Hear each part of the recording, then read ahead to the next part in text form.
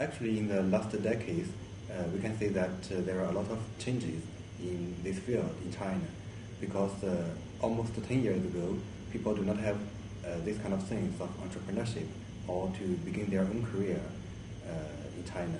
But in the last decade, people began to have this kind of things. And also in China, the cultural atmosphere changed. People began to encourage the young people to open their own business, to begin their own career. And this is one of the biggest change in the people's mindset. And also in China, the policy is also changed. The government, the party began to encourage people to, especially the young people, to begin their own career, to begin their own business. Just as I mentioned in the meeting, in the 17th conference of the party in the party document, there is a paragraph encourages the young people to begin their own career. Actually, I think that it's a very big question, and how to say, people began to change their mind, and some people maybe are not fit for the future, but they began to catch up. And for the youth organizations and for the young people, I think they are quite ready for the future. And we also encourage the people to improve themselves, to enhance themselves, to get better quality, to fit for the future.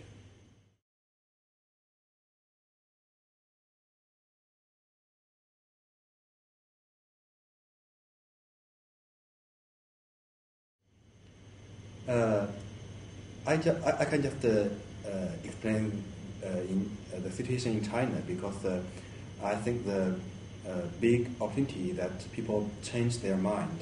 They began to be more open-minded to the outside world, and they began to encourage people to encourage and cherish and respect those people who began their own business. And this is the kind of change in culture. And because in Chinese history, people do not quite respect businessmen, but now they began to respect them, because they regard them as the people to create jobs, to create fortune for the society. And this is a very big change and a very good opportunity. And for the challenge, I think that for some of the young people, they still do not have the sense of entrepreneurship. They still want to just find a job. So we must encourage the young people, especially the students in the universities, to have the sense of entrepreneurship. And maybe that will be a kind of problem or challenge we face. And another challenge, I think, is that we need to have a better network and a better collaboration with our foreign counterparts. Because now, although we open to the outside world, but this kind of exchange of ideas in entrepreneurship is still not enough. We must learn from our counterparts about the advanced ideas and also the very good experiences, so that we can improve our own training of entrepreneurship in China.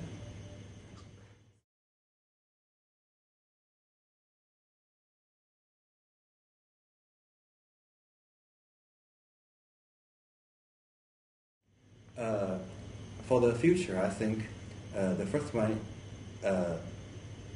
is maybe the government should play a more important role in this field, because they must provide better policy, provide better environment to encourage people to have the sense of entrepreneurship. And the second one, I think that the educational institution must play their role to introduce new ideas, to do more research on entrepreneurship, and to spread this kind of spirit to the young people. And for the young people themselves, I think it is also very important for them, because they must have the sense, they must be willing to accept the new ideas, the new mind of entrepreneurship. Otherwise, if they do not have the willing, we cannot instill the idea into their brain. So I think the government, the educational institution, and the young people themselves must play a very important role. And for the main action, I think in China we must first to spread the spirit of entrepreneurship. That's very important.